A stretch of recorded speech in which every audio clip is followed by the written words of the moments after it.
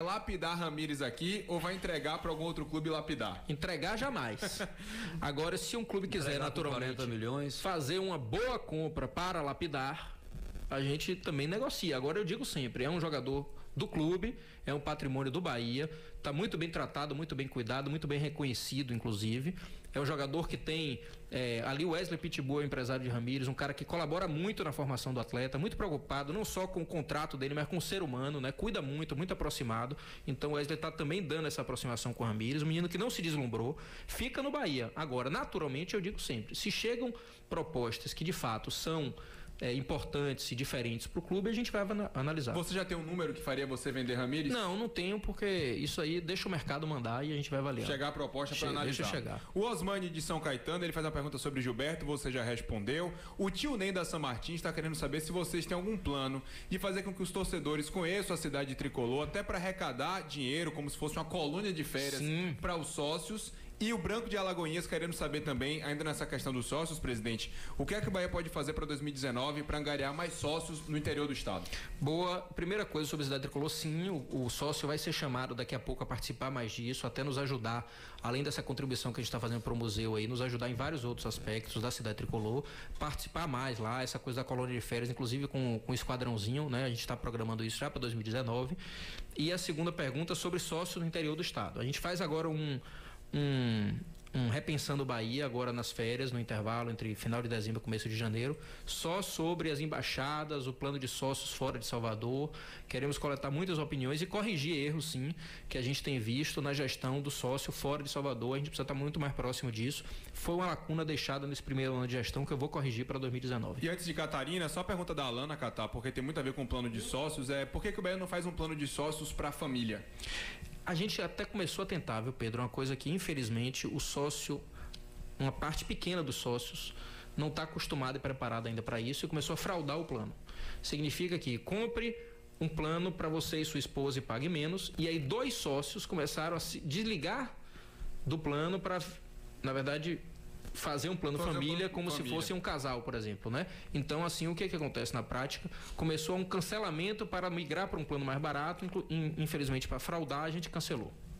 Falando de torcida, que é a marca, uma das marcas, claro, do Esporte Clube Bahia, colocou 30 mil pessoas em Pituaçu. Foi linda aquela festa para um jogo que não valia nada contra o Cruzeiro, para se despedir da temporada 2018, que o torcedor abraçou. E o que faltou? A gente falta, presidente, daquele caldeirão na Fonte Nova contra o Botafogo, contra o Atlético Paranaense nas oitavas e quartas de final da Sul-Americana. Por que o Bahia não fez da Fonte um caldeirão nessa competição? A torcida, eu vou te falar assim, a torcida estava muito esperançosa na Copa Sul-Americana, mas não abraçou a competição como a gente achava que podia, não é?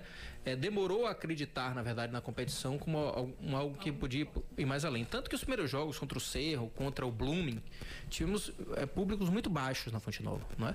Então isso veio com o passar do tempo. Naturalmente, o último jogo a gente conseguiu fazer uma promoção de R$15, que a gente não consegue fazer em todos os jogos, porque também a gente baixa muito a arrecadação né, prejudica o plano de sócio, né? Quer dizer, o sócio tá ali pagando 90 por mês para ir para todos os jogos, você começa a colocar ingresso a 15, ele deixa de ser sócio e vai comprar o ingresso isolado, né? Então acho que de fato faltou, mas eu tenho certeza que o nosso torcedor vai se envolver muito mais a partir do ano que vem nessa competição e a gente vai ter público recorde. Presidente, perguntar sobre a questão da Turner, em relação, se já está encaminhado esse acordo, que até nesse encontro você tinha acabado de vir de uma reunião também com a TV fechada. Como é que está essa situação das duas TVs, a fechada e também a Turner, em relação aos 60 milhões que o Bahia teria direito? Ainda muito caminho a percorrer com as duas, né? A gente tem um contrato com a Turner, mas a gente tem divergências em relação a algumas coisas do contrato, principalmente em relação às luvas pagas a mais ao Palmeiras, fora do acordo contratual, e a gente também quer brigar por esse direito. E com a Globo ainda não tivemos uma proposta que nos agradasse, que a gente dissesse assim, vale a pena fechar. Aquela varredura que foi feita nos contratos, sim, o que é que foi descoberto? Passa para o torcedor que foi explicar isso que o Bahia fez para justamente tentar entender esse acordo do dinheiro do Palmeiras, que foi mais para outros clubes que tiveram um acordo parecido com a equipe campeã brasileira desse ano. Explicar um pouco ao torcedor. Em 2016, o Bahia e vários outros clubes do Brasil assinaram com o Esporte Interativo Turner. A Turner é a detentora do Esporte Interativo, né, do canal Esporte Interativo. Então esses clubes assinaram e com um propósito: vamos dar equilíbrio entre os clubes no futebol brasileiro. Então o valor das luvas que foi pago a cada clube foi de 40 milhões de reais. E todos os clubes, cada um recebeu 40 milhões e assinaram um documento dentro do contrato dizendo que não poderiam receber nada além disso. Significa que um clube não poderia receber 50 e o outro 40. Todos deveriam receber 40. Então o que acontece? A Turner não poderia pagar mais a nenhum desses clubes, portanto. O Bahia, eu assumi em dezembro do ano passado, tinha uma desconfiança de que o Palmeiras teria recebido a mais. Isso foi negado pela Turner. A Turner disse que isso era invenção do mercado, que não existia isso e que isso era um boato.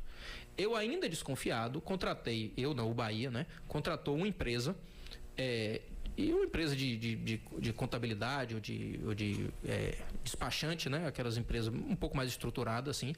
E eles fizeram uma varredura em todos os cartórios de São Paulo e descobriram as atas do Conselho Fiscal do Palmeiras. Notem aí uma mensagem especial a quem nos ouve, ao torcedor do Bahia.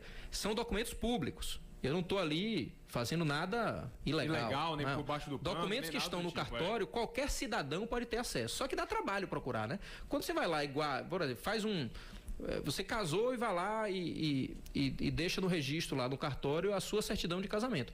Para alguém descobrir onde está, como é que faz para pegar, não sei o que, isso tudo dá muito trabalho, ninguém faz, né? O Bahia contratou uma empresa, descobriu as atas do Conselho Fiscal do Palmeiras e nas atas estava lá o Conselho Fiscal do Palmeiras aprovando o valor de luva de 100 milhões de reais ao Palmeiras e não 40 milhões de reais, como que deveria ser pago. Quer dizer, além dos 40 que a Turner pagou ao Bahia e aos outros clubes, inclusive ao Palmeiras, pagou mais 60 ao Palmeiras, completando 100 milhões. O que o Bahia fez? Notificou a Turner, dizendo que tinha conhecimento disso, apresentando as atas do Conselho Fiscal do Palmeiras, e a Turner, a partir daí, de fato, reconheceu que há um contrato de 60 milhões exclusivo com o Palmeiras, comprando direitos tais e tais, que eram direitos que não valiam naturalmente 60 milhões, e a gente entende que isso é uma simulação, simplesmente para pagar a mais ao Palmeiras, e estamos buscando com a Turner uma negociação em cima desse valor. Se não for feito um acordo, a gente vai para a decisão judicial, na verdade via arbitragem, que é o que prevê o contrato. Pode ser uma luta longa, mas a gente não vai abrir mão dos nossos direitos. O Osmani de São Caetano, já que ele perguntou de Gilberto, ele mandou outra pergunta aqui que acabou aparecendo para mim. Pedro, pergunte a Belintani se ele não vai ampliar o desconto de 50% para água e refrigerante no estádio para aqueles que não bebem cerveja. Essa é uma reclamação, ele está certo. Como é o nome dele? O Osmani, lá de São Caetano. Osmani, você está certo. Isso passa por uma negociação também com o fornecedor, com a própria Arena Fonte Nova. Não é fácil, eu não vou me comprometer com isso, mas a gente vai fazer essa tentativa. Você está certo, muitos torcedores reclamam disso.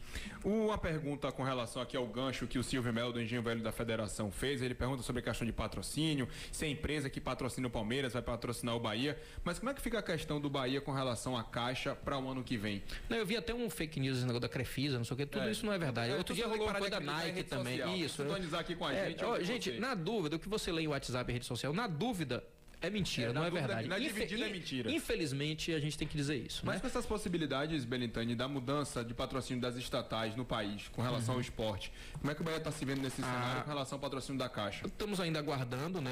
Sempre a renegociação da Caixa se dá no mês de janeiro. Estamos aguardando mudança de governo, provavelmente mudança na presidência da Caixa, não sei ao certo. Às vezes mudança de política de marketing.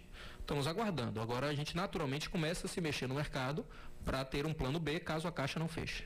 Presidente, voltando ao futebol, Juninho e Yuri retornam para o Bahia em 2019 ou Juninho pode permanecer no Ceará? Juninho, a tendência é que fique no Ceará, mas ainda não cravo isso. A gente ainda precisa ajustar umas coisas com o próprio Ceará e com o jogador. E Yuri volta, se representa aqui e a gente apresenta ele normalmente para o ano de 2019. Outra pergunta que tem é em relação a Jean. A negociação que foi feita tinha um percentual de jogos, o Bahia teria que receber um valor. Como é que ficou essa negociação? Como é que ela está? O Bahia, na verdade, colocou a necessidade de ficarmos com 30% de Jean ainda, buscando a valorização dele. Ele deve começar o ano como goleiro titular do São Paulo. Se em algum momento ele for vendido, a gente fica com 30% dessa venda. Se ele não for vendido, fica lá os 30% até o momento em que for vendido, naturalmente, né? A gente preferiu permanecer com 30% dele. O São Paulo disse, resistiu um pouco, queria que se determinado número de jogos fosse atingido, ele tivesse que comprar os 30% na nossa mão, né? Comprar os 30% do Bahia. Esse número não vai ser atingido. Então em junho de 2019 essa cláusula bate que o Bahia fica com 30% de Então, gel. o Bahia permanece com 30%. A gente acabou de falar de fake news, das informações que a gente vê nas redes sociais da vida, que na dividida sempre não. Lembra que eu falei da você da brincadeira das cadeiras? Sim. O Alex Aranha de Maragogipe não tá sossegando até você responder a ele se as cadeiras da Arena Fonte Nova vão mudar de cor. Não, Alex. Eu acho que da nossa parte não tem nenhuma. Permanece tudo do jeito que tá. Então, depois dessa resposta, vamos pro nosso intervalo.